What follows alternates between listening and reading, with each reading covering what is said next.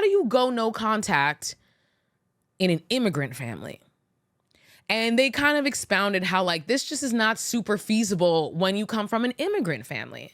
And when I read this comment, I felt it so hard because I too come from an immigrant family. I too am first generation American, okay? So I understand this question.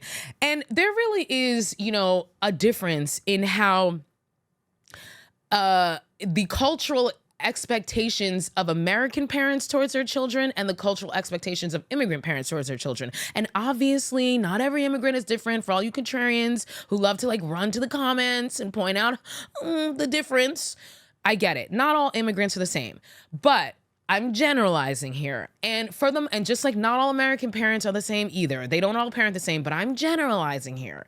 And I'm just saying that there are differences in expectations. And one of those differences are that American parents are more comfortable with allowing their children a certain level of autonomy than immigrant parents are. Immigrant parents are overbearing. They don't let you do anything. They're strict as hell. You can't go anywhere. You can't get it. Like, it's very much a cultural thing with them. Whereas American parents trust their kids a little bit more.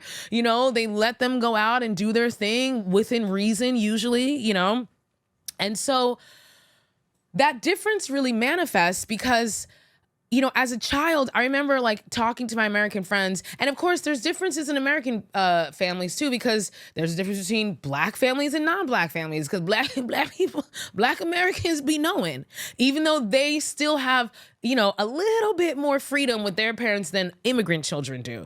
But again, there's levels to this. But generally speaking, there is a difference.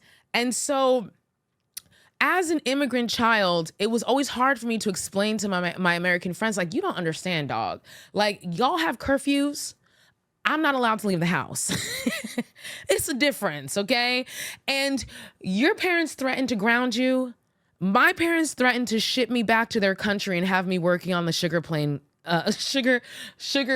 cane plantations. Okay? Did you hear what I just said?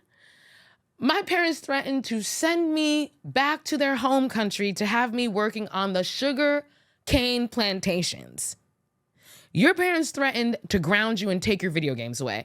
It's a difference, okay? This is why most immigrant children are like, nah, I ain't trying to fight with my parents. I'm not trying to get deported. I'm an American. I can't go to no other country and like, what the hell are you talking about?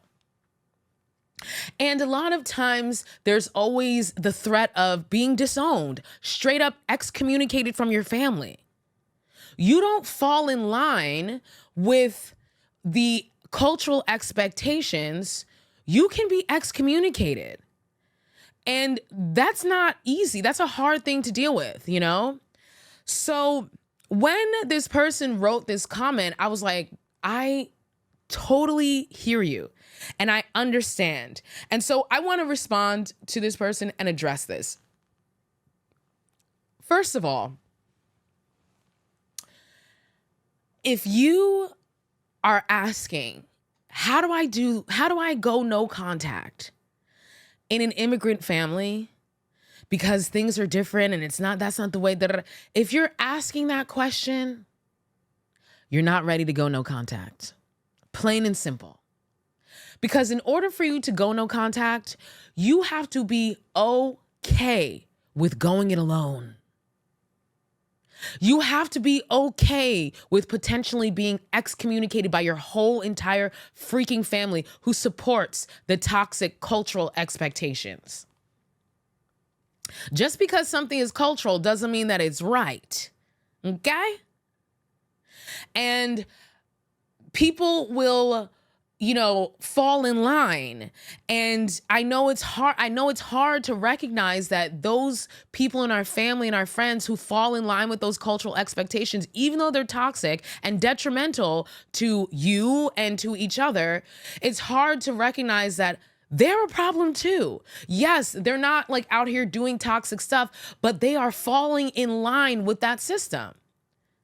So you have to be okay with sending those people packing too.